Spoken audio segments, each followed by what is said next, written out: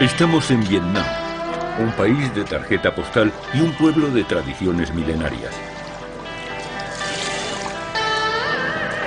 En otro tiempo fue llamado la Perla de Oriente, pero su historia es poco conocida. Después de cientos de años de opresión, los vietnamitas conquistaron su total independencia a finales del siglo pasado. Fue el valor, la convicción y la determinación de un visionario lo que hizo posible que el pueblo vietnamita reconquistara su dignidad. Ese visionario fue Ho Chi Minh, demonizado por la Francia colonial primero y después por el gobierno estadounidense.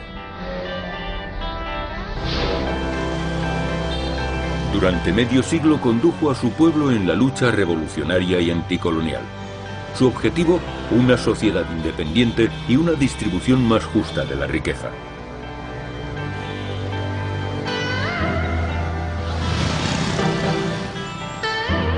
¿Pura utopía? Tal vez. Pero su proyecto constituía toda una revolución, y una revolución contagiosa, puesto que daba esperanzas a otros pueblos colonizados y oprimidos. Ho Chi Minh y Vietnam recibieron el apoyo de personalidades internacionales. Che Guevara, Jean-Paul Sartre, Jacques Prévert, la actriz Jane Fonda, el boxeador Mohamed Ali, sin olvidar a intelectuales de todo el mundo que se unieron a las innumerables manifestaciones contra la guerra. A principios del siglo XX, mientras que la India trataba de desligarse del Imperio Británico e Indonesia del gobierno holandés, Vietnam se enfrenta al colonialismo francés. Después de la Segunda Guerra Mundial, la lucha anticolonial se convierte en una confrontación ideológica entre el llamado mundo libre y el bloque comunista. El pueblo vietnamita pagará un doloroso tributo a la Guerra Fría, millones de muertos y heridos. Después de 4 ocupaciones sucesivas, china, japonesa, francesa y finalmente norteamericana, 7 décadas de colonialismo y más de 30 años de guerra, ha llegado la paz y la reunificación. Ahora los líderes vietnamitas pueden permitirse nuevos sueños, pero ¿estarán a la altura de los del padre fundador?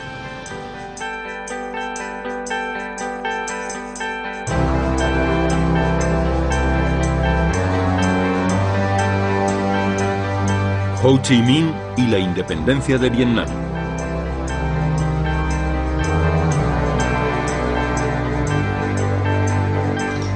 Desde la parte meridional del Imperio Medio, es decir, desde la poderosa China, los Viets, el grupo étnico mayoritario del futuro Vietnam, se van desplazando paulatinamente hacia el sur.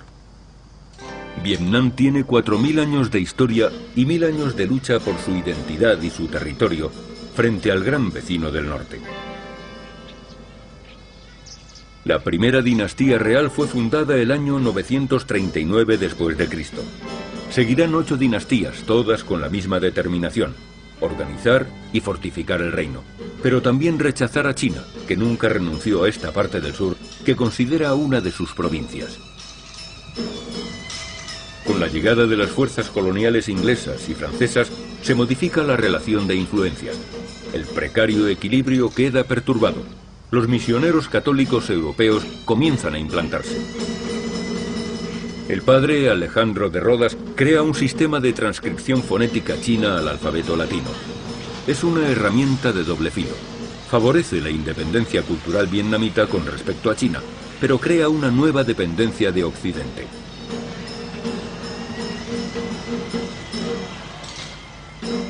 El siglo XIX contempla la expansión de los imperios coloniales francés e inglés en China, y Vietnam se convierte en un país estratégico. El 9 de junio de 1885, un tratado franco-chino integra el reino de Vietnam en la Indochina francesa, que ya engloba los reinos de Camboya y Laos. El poder colonial divide inmediatamente Vietnam en 3 partes diferentes: Tonkin al norte, Anán en el centro y la Cochinchina en el sur. La Cochinchina, como colonia, es gobernada directamente por las autoridades francesas. Tonquín y Annan se convierten en protectorados franceses y conservan un cierto grado de autonomía encarnada por el emperador. Soy el tercer hijo del emperador Duy Tan y me he interesado por la historia del Vietnam desde la dinastía de mi antepasado, el emperador Gia Long, en 1802, hasta el emperador más reciente, Su Majestad Bao Dai. Gia Long subió al trono con la ayuda de Francia y todos los emperadores que le sucedieron, hasta un total de 13, carecieron de autoridad en el país. Entre esos emperadores no hubo más que 3 que resistieron verdaderamente y se rebelaron contra la colonización. A estos 3 se les conoce como los reyes patriotas. Fueron Ham Nghi, que fue depuesto y se exilió en Argelia, el emperador Tan Tai, al que se acusó de loco y fue obligado a abdicar en favor de uno de sus hijos, el príncipe Bin San, que reinó con el nombre de Duy Tan. Estos 2 emperadores que se rebelaron contra la autoridad colonial fueron deportados a la isla de Reunión. Y los que le siguieron también fueron emperadores tutelados, principalmente Su Majestad Bao Dai. Estaba incluso prohibido usar la palabra vietnamita. Se hablaba de tonquinés o anamita. El poder colonial estaba por completo en manos de los colonizadores blancos, que decidían por los que ellos llamaban indígenas. Cualquier intento de levantar la cabeza o de expresar orgullo por parte de los colonizados era reprimido de manera implacable.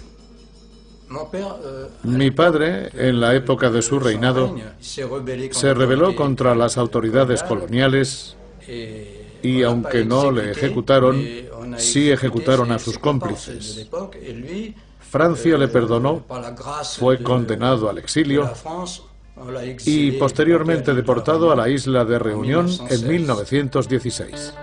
Los que siguieron siendo fieles a los emperadores rebeldes perdieron su trabajo. Fue el caso del padre de Ho Chi Minh, un alto funcionario de la administración annamita. Por apoyar a su emperador fue cesado y tuvo que dejar el cargo sin recursos ni estatus social. El adolescente Ho Chi Minh quedó profundamente marcado por aquella caída en desgracia que llevó a la cárcel a su padre, más tarde a su hermano mayor y poco después a su hermana.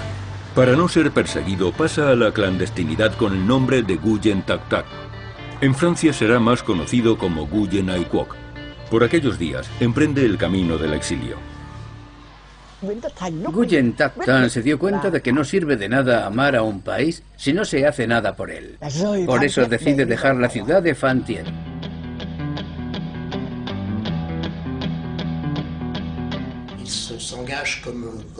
Trabajó como camarero, cocinero y friegaplatos, entre otras cosas, en los barcos de una naviera, la compañía Charles Réunis, y conoció muchos países gracias a ello. Volvemos a encontrar su pista en el África Negra. Sabemos que pasó por Dakar, por ejemplo, y encontramos su rastro en Nueva York. Sabemos que estuvo allí. Siempre era igual, no viajaba como turista. Trabajaba allí donde estuviera, en las entinas, en las bodegas, en las cocinas de los barcos. Pero en cualquier caso amplía sus conocimientos, conoce a mucha gente y eso explica su mentalidad internacional, por no decir internacionalista. Cuando llegó a Francia, en la segunda década del siglo XX, le sorprendió encontrar franceses no colonialistas. Pero, finalmente, los únicos con los que podría contar serían los comunistas y algunos socialistas progresistas. Era un caso poco frecuente para la época, porque muchos nacionalistas y patriotas vietnamitas miraban más bien por entonces hacia el este, a la experiencia japonesa al principio y después, tras la Revolución China de 1912, hacia la República China. Durante la Revolución de Octubre, Lenin se puso a favor de las minorías étnicas. El momento clave para Nguyen Ai Quoc es cuando dice: esta es la gente que va a ayudar a la liberación de mi pueblo. El joven Kwok se va a convertir en la piedra angular de un tipo de asociación completamente nuevo, al menos en la historia de Francia, que se llamará Unión Intercolonial, y cuyo periódico será El Paria. Será lo contrario de la separación en comunidades, es decir, que habrá una mezcla de norteafricanos, africanos negros, indochinos y antillanos, todos combatiendo contra el dominio del colonialismo francés, comparando e intercambiando sus experiencias y análisis.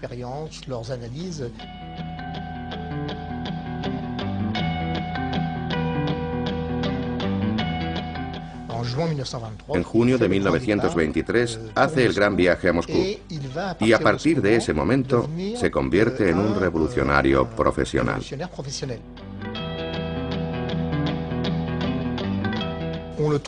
Le encontramos en cualquier parte donde haya una confrontación directa contra el imperialismo. Pienso en particular en su papel en el sur de China, donde acude en parte para ayudar a los nacionalistas y a los comunistas chinos, todavía coaligados antes de la gran ruptura, pero también va allí a organizar la gran comunidad vietnamita del sur de China. Va a estar en el origen de la fundación de un movimiento llamado Juventud Tan Nien, Juventudes Revolucionarias. Creo que fue en febrero de 1930 cuando un grupo de comunistas unificó varios grupúsculos y asociaciones que se decían comunistas en un movimiento llamado Partido Comunista Vietnamita para darle una dimensión nacional. Algunos meses más tarde, en la intervención de la Internacional Comunista, este partido se convierte en el Partido Comunista de Indochina. La Internacional Comunista consideró que debía ser Indochina como entidad administrativa en lugar de creación de un partido comunista, pero la mayoría de los activistas eran vietnamitas. Había muy pocos comunistas camboyanos y laosianos por aquel entonces. Ho Chi Minh y Stalin eran muy diferentes.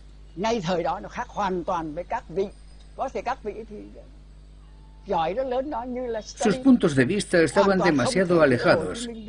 Diferían demasiado en la cuestión de las nacionalidades.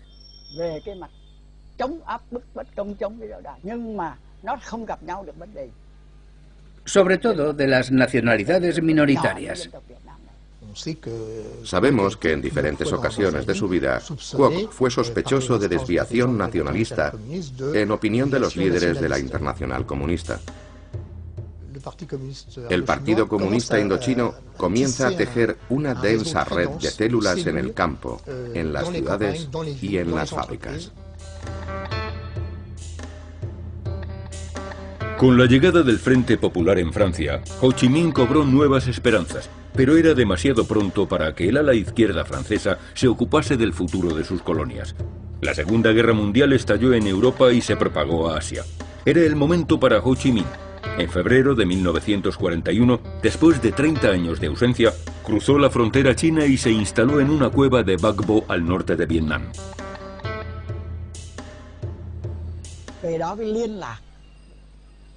Allí entró en contacto con los líderes campesinos del partido y con las organizaciones del país. Después de aquello, imprimió oficialmente una tarjeta de visita que decía: Ho Chi Minh, periodista. Y a partir de entonces conservó ese nombre. Tanto Ho Chi Minh como Vietnam tuvieron la suerte de que volviera en 1941 y no antes. A su llegada habían pasado varios meses después del fracaso de una insurrección organizada en la Cochinchina. Y fue así como construyó, de las ruinas del Partido Comunista, el único partido capaz, finalmente, de ofrecer una política de resistencia tanto a la oposición japonesa como al poder colonial. Ho Chi Minh pudo poner en práctica el principio de lucha nacional, de un frente de unidad nacional que había concebido en los años 30, pero que había dejado de lado.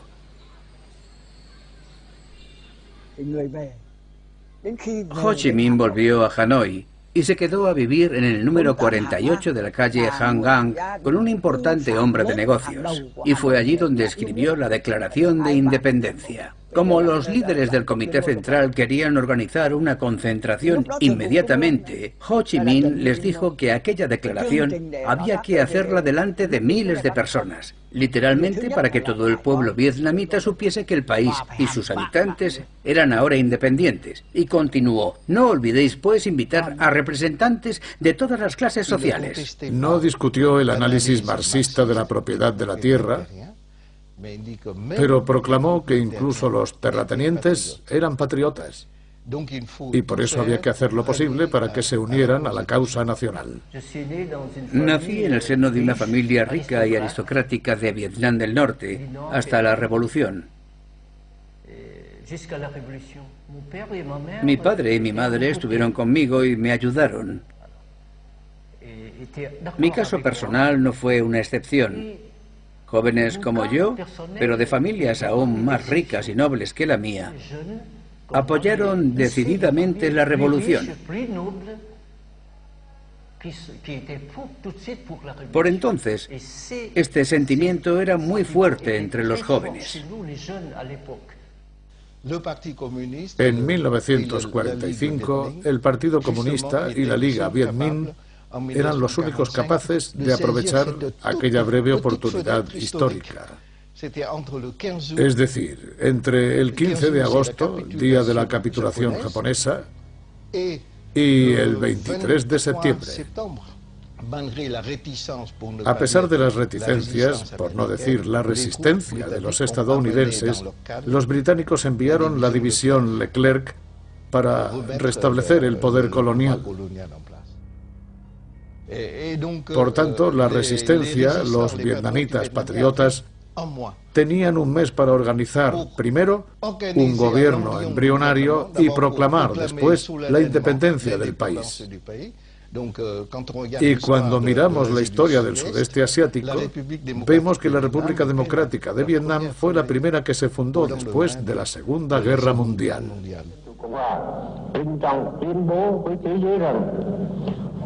Nước Việt Nam có quyền hưởng tự do và độc lập, và sự thật là thành một nước tự do độc lập. Toàn thể dân tộc Việt Nam quyết đem tất cả tinh thần và lực lượng, tính mạng và của cải để giữ vững quyền tự do độc lập.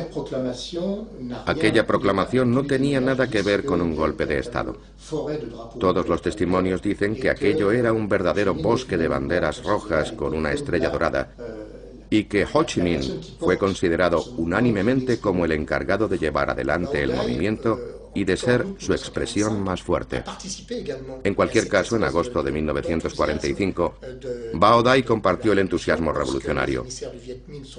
Cuando los emisarios del Viet Minh fueron a verle en Hue, entregó el sello y todos los otros símbolos del poder imperial, con una frase que se ha hecho famosa: prefiero ser ciudadano de una nación libre que soberano de un pueblo sometido al yugo francés.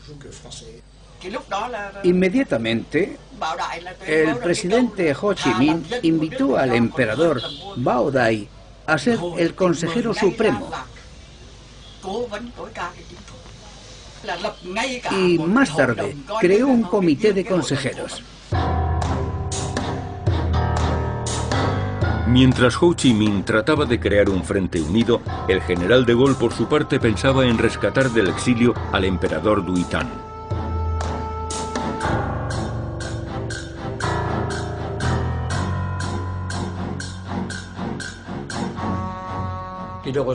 Salió de allí confiado diciendo: bueno, de Gaulle me ha restituido en el cargo, voy a trabajar por Vietnam. Quería que Vietnam estuviese a la altura de otros países, pero conservando sus raíces. Fue en la noche del 26 de diciembre de 1945 cuando su avión se estrelló en Bangui, África Central.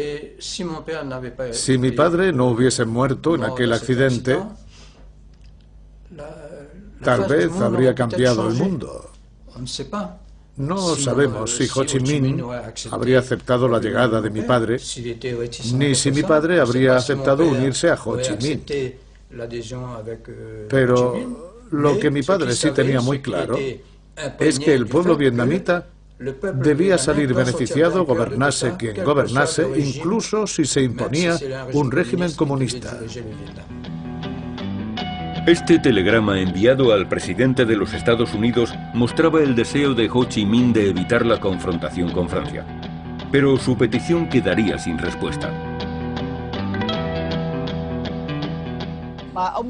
Para Truman, Vietnam es un país comunista. Para Stalin, Vietnam sigue una senda nacionalista. Y en aquel momento el nacionalismo no le interesaba. Churchill quería defender sus intereses en la India y defender al mismo tiempo a sus aliados franceses. Y De Gaulle, el hombre que combatía el fascismo en favor de la libertad y la independencia, dice ahora que quiere restaurar el colonialismo. En este contexto de principios de la Guerra Fría, Vietnam tenía dificultades para ser reconocido en la escena internacional. Ho Chi Minh sabía que solo sería escuchado en París.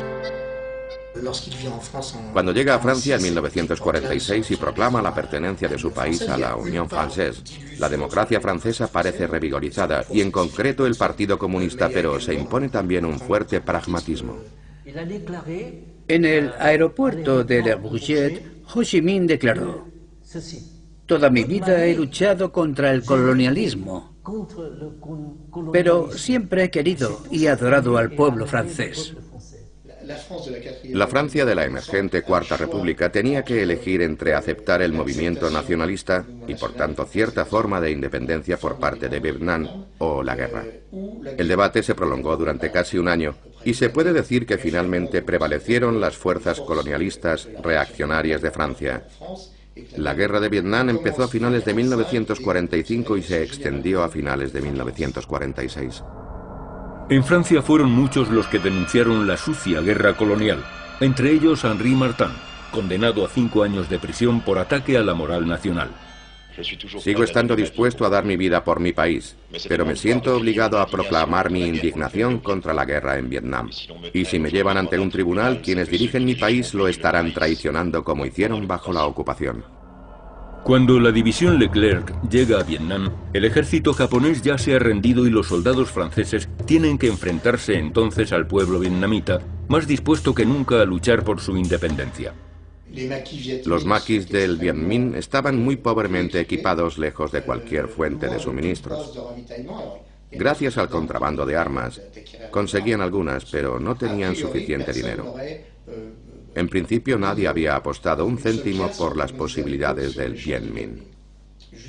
Hasta los últimos días de 1949 y por tanto durante 3 años completos, los vietnamitas no tuvieron contacto con el mundo comunista.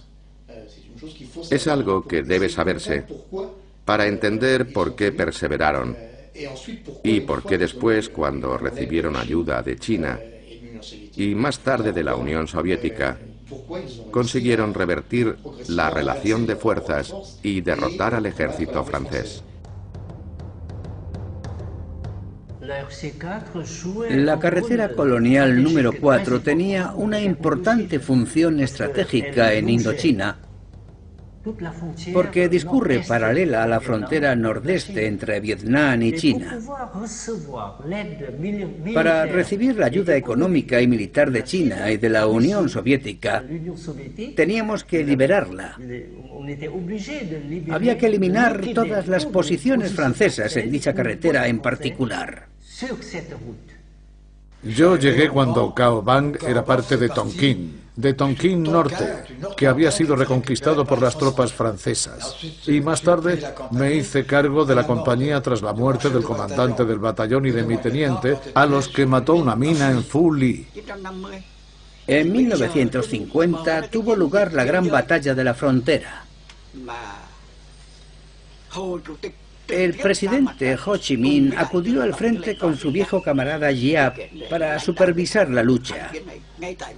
En aquel momento contaba con algunos asesores chinos. En el ataque de la carretera Colonial 4 vimos explosiones en todas aquellas unidades, causando un gran número de muertos. Estábamos tan temerosos durante la noche que decidimos evacuar aquella llanura. Yo no comprendí nada después de lo de Cao Bang.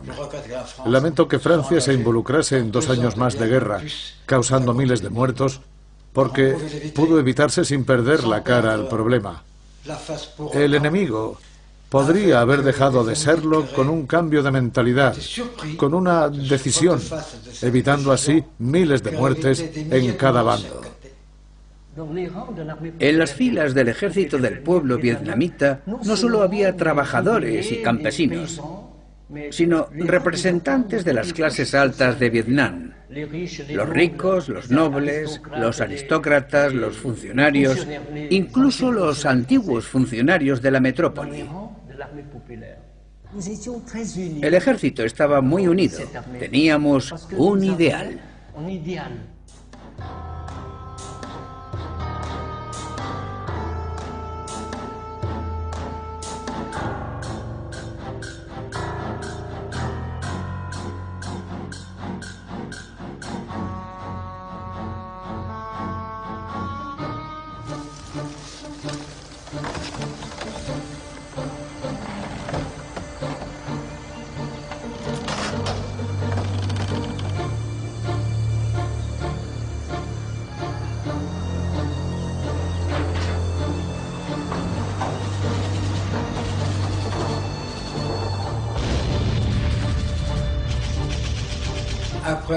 Después de la derrota de las 2 columnas en la carretera Colonial 4, por mucho que Francia quisiera mantener su presencia con el campamento atrincherado de Dien Bien Phu, yo siempre diré que fue un error monumental crear una posición atrincherada. En la colina de Lian II, durante 38 días, tuvo lugar una lucha incesante, día y noche, sin descanso. Sin embargo, a veces se disfrutaba de algunos minutos de silencio. Yo estaba en las trincheras con una ametralladora y una pistola, y durante los minutos de silencio leía Buenos días, tristeza, de François Sagan, a solo 100 metros de los soldados franceses. Los libros habían sido lanzados en paracaídas desde aviones franceses para sus oficiales, pero aquel cayó en mis manos.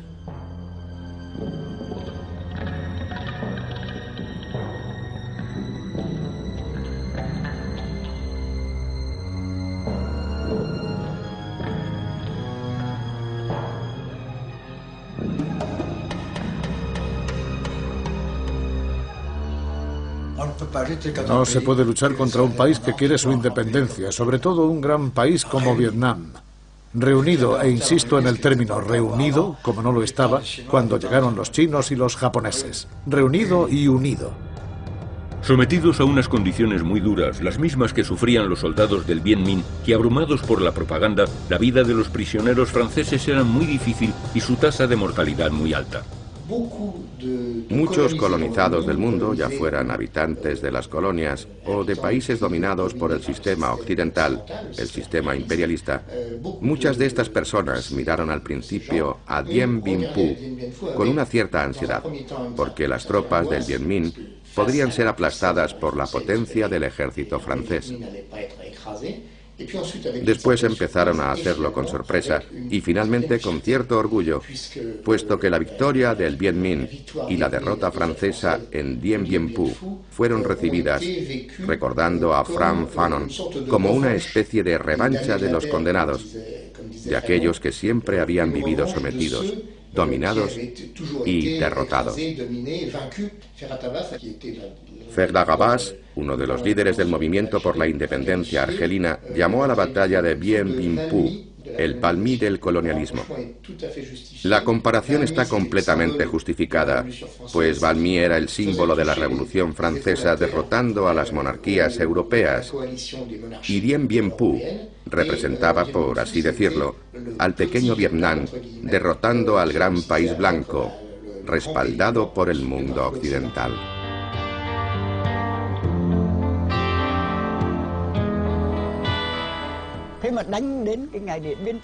El 7 de mayo, antes de la victoria de Dien Bien Phu, los norteamericanos, bueno, el vicepresidente Nixon, había sugerido a Francia el uso de la bomba atómica en Dien Bien Phu, pero Francia rechazó la idea. En el último año de la guerra de Indochina, los costes del lado francés fueron cubiertos hasta un 78% por dólares americanos. Esta guerra es absolutamente contemporánea del apogeo de la Guerra Fría, del bloqueo de Berlín y de la Guerra de Corea. Y se temió lo peor en cierto momento, y así lo recogieron algunos periodistas, como Sirius, por ejemplo, que es el seudónimo de Hubert Beumery, que escribió un artículo en Le Monde en 1950 titulado Hacia la Tercera, con un signo de interrogación, aludiendo a la Tercera Guerra Mundial. Después de la victoria de Dien Bien Phu, Nehru visitó al presidente Ho Chi Minh en Vietnam. A su llegada al aeropuerto de Gia Lam, abrazó al presidente y le dijo: "Saludos al gran hombre que ha abierto la puerta de la paz global". La paz siempre había sido el mayor deseo de Ho Chi Minh, pero no una paz cualquiera, sino la paz acompañada de la independencia. El Acuerdo de Ginebra, firmado en julio de 1954, puso fin a la presencia francesa en Indochina, pero también dividió Vietnam en dos partes. El paralelo 17 fue la línea de demarcación que dividía el país. En el sur, la República de Vietnam del Sur, gobernada por el emperador Bao Dai, por iniciativa de Francia. El emperador designó primer ministro Ngo Di Diem. En el norte quedaba la República Democrática de Vietnam, liderada por Ho Chi Minh. Se daba por supuesto que esta situación era transitoria. Había que convocar elecciones en 1956 como último plazo. En casi todas las familias había divisiones, porque sus miembros apoyaban a bandos distintos. Unos optaban por unirse a la resistencia y otros por respetar a las autoridades del momento.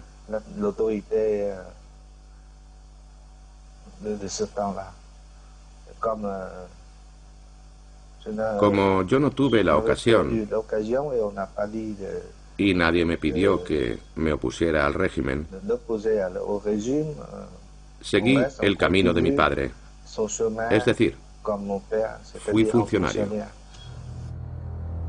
Mientras en el norte Ho Chi Minh emprendía su reforma agraria, que finalmente resultaría catastrófica y costaría incluso vidas humanas, en el sur Ngo Di Diem, ansiando hacerse con el control del país, propuso un referéndum sugiriendo la abdicación del emperador. El resultado fue fraudulento, obtuvo un 98% de votos a favor, lo que le convirtió en líder único del país. Como devoto católico, inició una brutal represión contra budistas y comunistas, sin hacer diferencia alguna entre unos y otros. La reacción no tardó en producirse. Los que se oponían a Diem crearon el Frente de Liberación Nacional. Hizo que toda la población se concentrase en aldeas estratégicas. Quería separar al pueblo de la revolución y la resistencia. Promulgó la ley 1059, que llevó la guillotina a los pueblos, y aunque no hubiera pruebas, cualquier sospechoso de comunismo era guillotinado. Transcurría 1961, en plena Guerra Fría. Las primeras tropas estadounidenses aterrizaban en Vietnam del Sur, seguidas poco después por las fuerzas aliadas de Australia y Corea del Sur. Entre estos dos países enviaron unos 100.000 soldados con las bendiciones de Diem. El 11 de junio de 1963 estaba prevista una gran manifestación budista en Hue. Fue prohibida por las autoridades y la decisión provocó disturbios. Un monje se quemó vivo, sacrificándose en señal de protesta. La imagen dio la vuelta al mundo. El presidente Kennedy, que hasta entonces había apoyado a Ngo Di Diem, decidió al parecer que debía ser eliminado. Presuntamente la CIA organizó la operación y fue muerto el 2 de noviembre de 1963. Ironías del destino, el propio Kennedy murió asesinado 3 semanas después.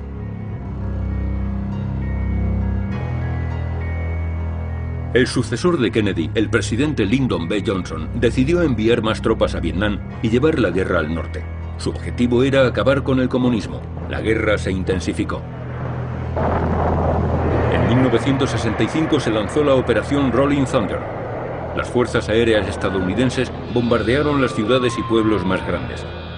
La operación duraría 38 meses, durante los cuales cayó 500.000 de toneladas de bombas sobre el país. Johnson abandonó y le sucedió Nixon. Frente a ambos estaba Vo Nguyen Giap, compañero de Ho Chi Minh durante muchos años, organizador del Ejército Popular de Vietnam y vencedor de los franceses en Dien Bien Phu. Le peuple vietnamien a toujours vaincu, n'est-ce pas, les agresseurs de tout acabit.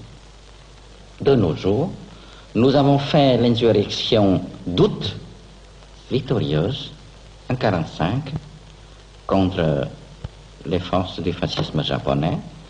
Nous avons mené jusqu'à la victoire finale, n'est-ce pas, la longue guerre de résistance contre l'impérialisme français.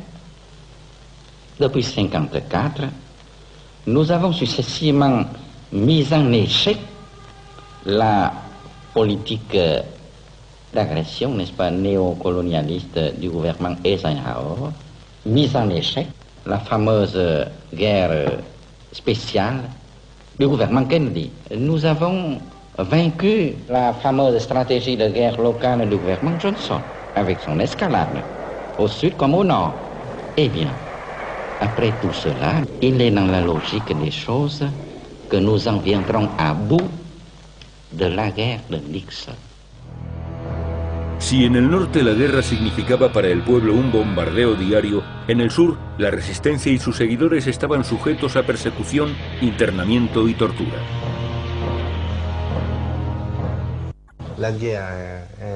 Puesto que la guerra es tan importante como la pacificación, enviamos oficiales a la organización administrativa. Desde luego no es exagerado decir que la parte sur de Vietnam era un enorme campo de concentración. Si una familia tenía hijos o personas de edad que habían pasado a la clandestinidad, ponían una cruz o algún otro símbolo a sus miembros para distinguirlos de los demás. Yo estaba en la región de Da Nang, Quang Hai. Allí había tropas de Corea del Sur y eran especialmente brutales. Después del proceso de selección, enviábamos los resultados a 2 secciones que presionaban a la familia.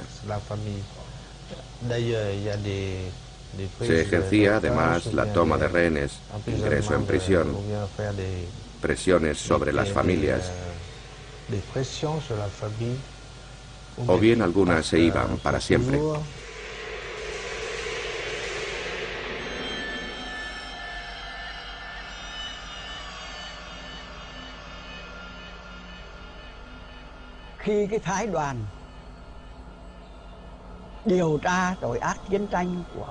En 1967, una delegación norteamericana vino a investigar crímenes de guerra y Ho Chi Minh les dijo: es muy penoso ver que los jóvenes de 2 países se matan unos a otros.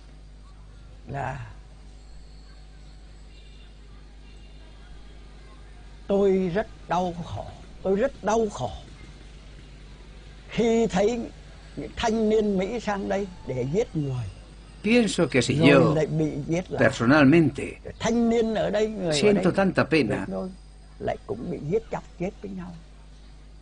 los padres y madres de los soldados americanos tienen que sufrir mucho más al recibir la noticia de la muerte de sus hijos.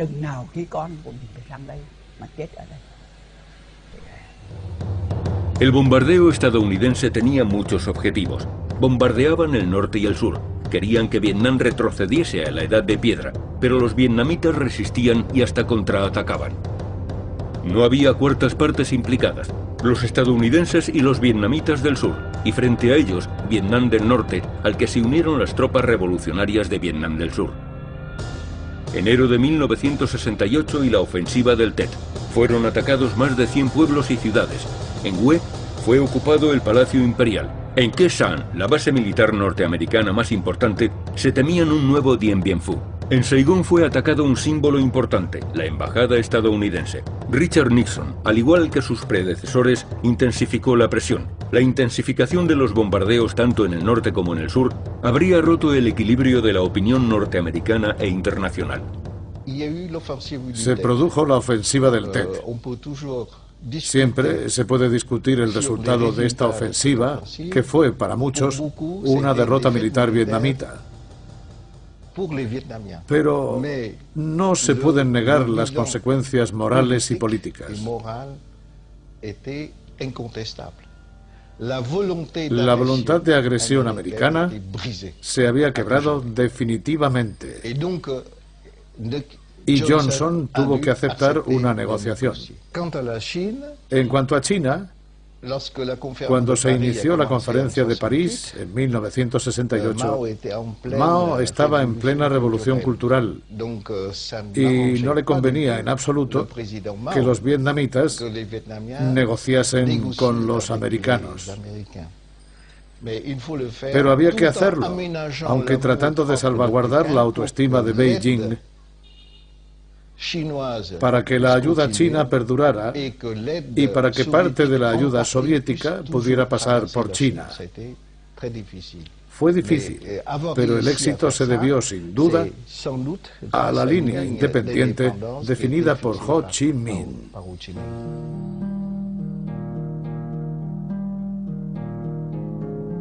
En junio de 1969 se crea en Vietnam del Sur un gobierno provisional revolucionario.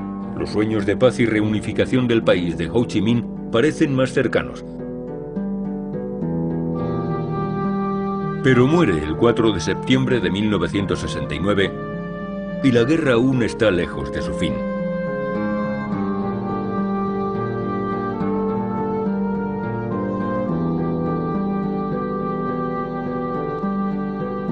Deja su testamento político escrito en 1965.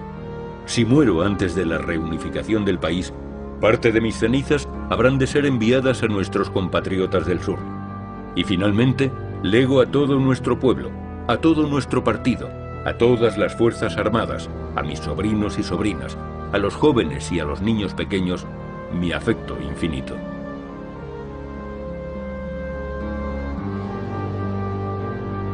El Acuerdo de París fue firmado a finales de enero de 1973, tras 5 largos años de negociaciones. El estadounidense Kissinger y el norvietnamita Le Duc Tho recibieron conjuntamente el Premio Nobel de la Paz, pero este último lo rechazó, alegando que la paz aún no se había restablecido.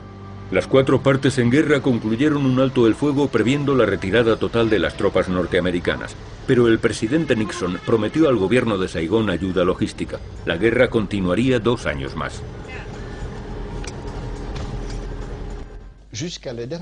Hasta el último minuto, ahora que estudiamos el periodo entre 1973, fecha del Acuerdo de París, y 1975, fecha de la liberación final de Vietnam, todos los intentos del gobierno de Saigón por alcanzar un acuerdo con los comunistas y la tercera fuerza de Saigón fueron inmediatamente aniquilados por la embajada norteamericana mediante dinero o mediante el uso de represión. Los estadounidenses no querían ni oír hablar de aquello, que América, la gran defensora de la libertad, pudiese ser derrotada electoralmente. Era inadmisible.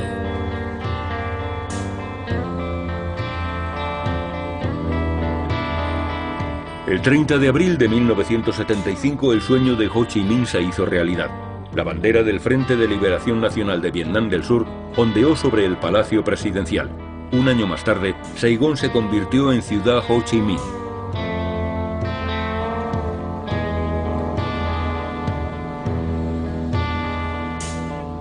Tras el vértigo de la victoria comenzó otra lucha, la reconstrucción del país. Pero ¿qué se podía hacer después de 30 años en la clandestinidad, apartados de la realidad económica y política del mundo? Después de 1976, durante 10 años, trató de buscarse un sistema de gobierno que condujese a una sociedad socialista. Las primeras decisiones puramente ideológicas, nacionalización de negocios y planificación económica, fueron aplicadas indiscriminadamente. El embargo occidental agravó las dificultades, al igual que sucedió con los conflictos con China y con los Jemeres Rojos de Camboya en la década de los 80. El resultado fue que Vietnam solo pudo contar con la ayuda de sus aliados comunistas, la Unión Soviética, Cuba y Alemania del Este. Quedó aislado y exhausto.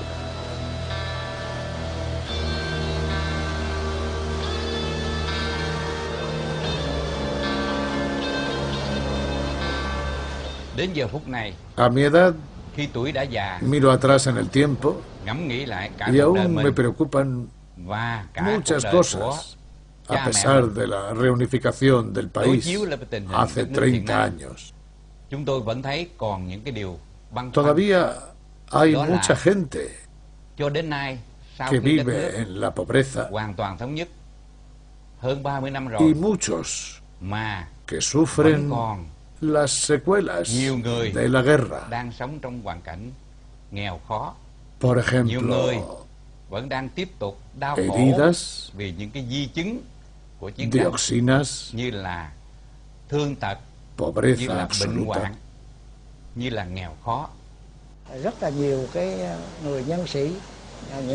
Mucha gente de todas las clases sociales tomó parte en la reunificación del país. và một cái mong muốn cho cái đất nước chúng ta thống nhất và hòa bình, và chính đó là cái sự đóng góp rất to lớn trong những ngày đầu của cái cuộc kháng chiến, của cái ngày thắng lợi của miền Nam Việt Nam. Và chúng tôi nghĩ rằng là trong y al principio de la paz había sacerdotes e intelectuales. cái cuộc thắng lợi, tôi nghĩ rằng đó có những cái chiến sĩ mà không phải là ở trong chiến khu. Tôi cũng gặp những nhà tư sản rất lớn. También conozco a capitalistas, dueños de fábricas y grandes negocios. Siempre estuvieron dispuestos a ayudarnos.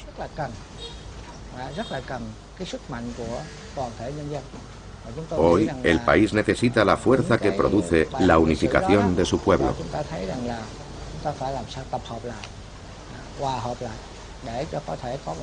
Y es esta fuerza de la unión la que nos va a ayudar a superar los obstáculos en la reconstrucción del país.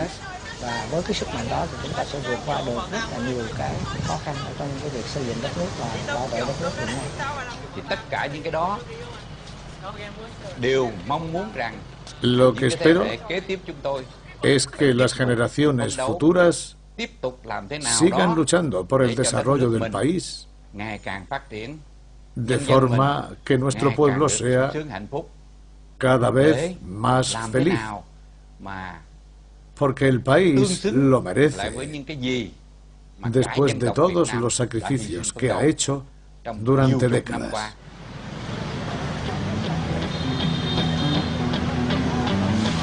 ...1986... Ante los graves problemas económicos, el sexto Congreso del Partido Comunista puso en marcha la Doi Moi, la política de renovación, un cambio respaldado por Gorbachov, que quería poner fin a los conflictos este-oeste en Asia.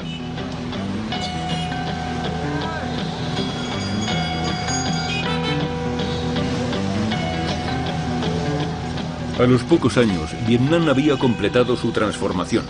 Privatización de empresas, inversiones de capital extranjero, liberalización de los precios agrícolas, redistribución de la tierra.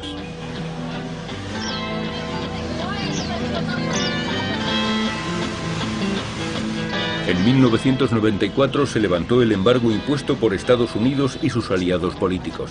El mercado exterior se desarrolló espectacularmente, sin apenas excedentes en 1985. Alcanza los $30 millones en 2000 para doblar esa cifra en 2008. Con las reformas, los líderes vietnamitas como los líderes chinos corren el riesgo de caer en una contradicción política. ¿Cómo se puede combinar una sociedad socialista con una economía de libre mercado? Pero para 90 millones de vietnamitas, ¿podría repartirse la riqueza tal y como soñó Ho Chi Minh? En 1946 dijo: que los que pasan hambre coman, que los que son ricos sean aún más ricos.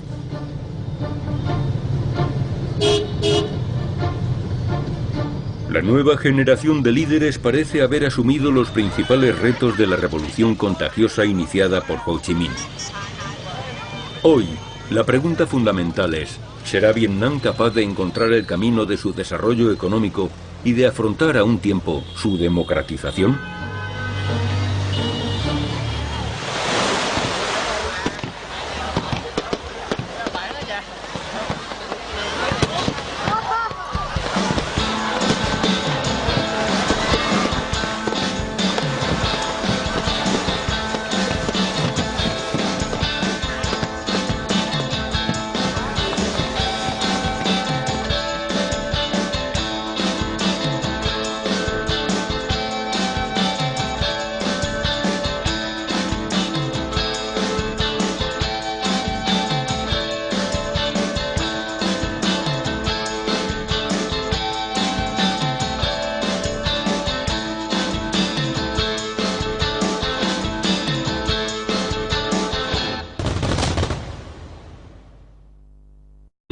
Recibieron el apoyo de personalidades internacionales: Che Guevara, Jean-Paul Sartre, Jacques Prévert, la actriz Jane Fonda, el boxeador Mohamed Ali, sin olvidar a intelectuales de todo el mundo que se unieron a las innumerables manifestaciones contra la guerra.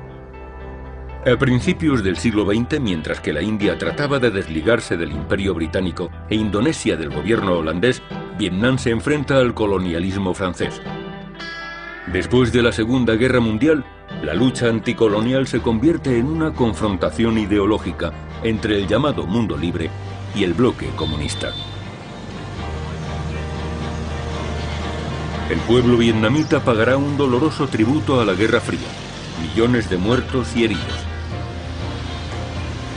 Después de 4 ocupaciones sucesivas, china, japonesa, francesa y finalmente norteamericana, 7 décadas de colonialismo y más de 30 años de guerra, ha llegado la paz y la reunificación. Ahora los líderes vietnamitas pueden permitirse nuevos sueños, pero ¿estarán a la altura de los del padre fundador?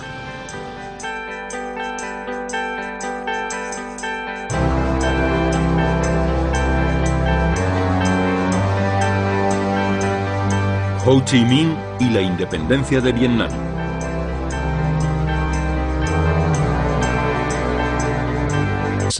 Que reinó con el nombre de Duy Tan. Estos 2 emperadores que se rebelaron contra la autoridad colonial fueron deportados a la isla de Reunión, y los que les siguieron también fueron emperadores tutelados, principalmente Su Majestad Bao Dai. Estaba incluso prohibido usar la palabra vietnamita. Se hablaba de tonquinés o anamita. El poder colonial estaba por completo en manos de los colonizadores blancos, que decidían por los que ellos llamaban indígenas. Cualquier intento de levantar la cabeza o de expresar orgullo por parte de los colonizados era reprimido de manera implacable. Mi padre, en la época de su reinado, se rebeló contra las autoridades coloniales y, aunque no le ejecutaron, sí ejecutaron a sus cómplices. Francia le perdonó, fue condenado al exilio y posteriormente deportado a la isla de Reunión en 1916. Los que siguieron siendo fieles a los emperadores rebeldes perdieron su trabajo. Fue el caso del padre de Ho Chi Minh, un alto funcionario de la administración annamita. Por apoyar a su emperador fue cesado y tuvo que dejar el cargo sin recursos ni estatus social. El adolescente Ho Chi Minh quedó profundamente marcado.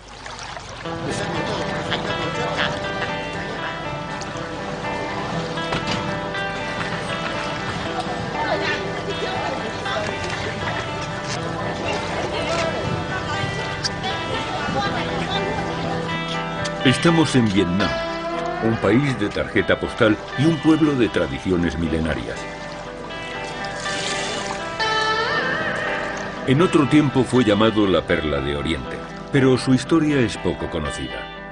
Después de cientos de años de opresión, los vietnamitas conquistaron su total independencia a finales del siglo pasado. Fue el valor, la convicción y la determinación de un visionario lo que hizo posible que el pueblo vietnamita reconquistara su dignidad. Ese visionario fue Ho Chi Minh, demonizado por la Francia colonial primero y después por el gobierno estadounidense. Durante medio siglo condujo a su pueblo en la lucha revolucionaria y anticolonial. Su objetivo, una sociedad independiente y una distribución más justa de la riqueza.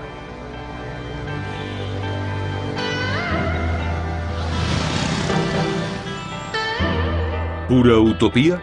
Tal vez. Pero su proyecto constituía toda una revolución, y una revolución contagiosa, puesto que daba esperanzas a otros pueblos colonizados y oprimidos. Ho Chi Minh, vientado francochino, integra el reino de Vietnam en la Indochina francesa, que ya engloba los reinos de Camboya y Laos. El poder colonial divide inmediatamente Vietnam en tres partes diferentes: Tonkin al norte, Annan en el centro y la Cochinchina en el sur. La Cochinchina, como colonia, es gobernada directamente por las autoridades francesas. Tonkin y Annan se convierten en protectorados franceses y conservan un cierto grado de autonomía encarnada por el emperador. Soy el tercer hijo del emperador Duy Tan y me he interesado por la historia del Vietnam desde la dinastía de mi antepasado, el emperador Gia Long, en 1802, hasta el emperador más reciente, Su Majestad Bao Dai.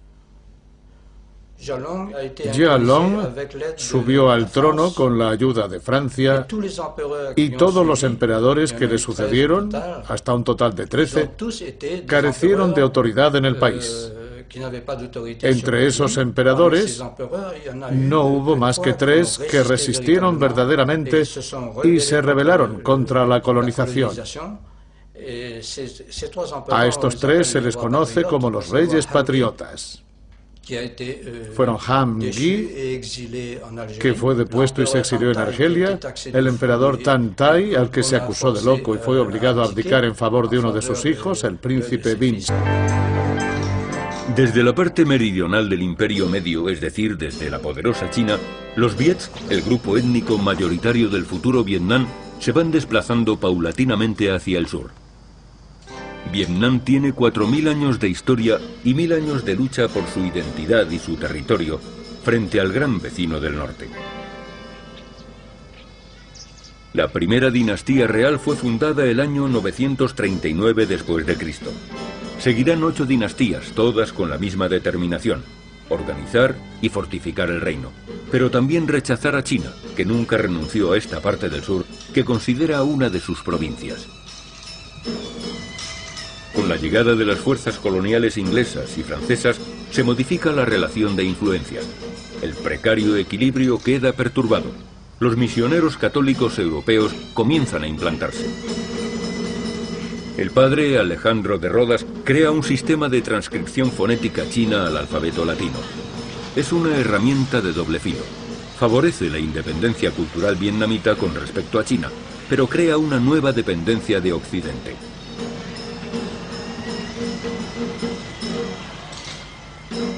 El siglo XIX contempla la expansión de los imperios coloniales francés e inglés en China, y Vietnam se convierte en un país estratégico. El 9 de junio de 1885, un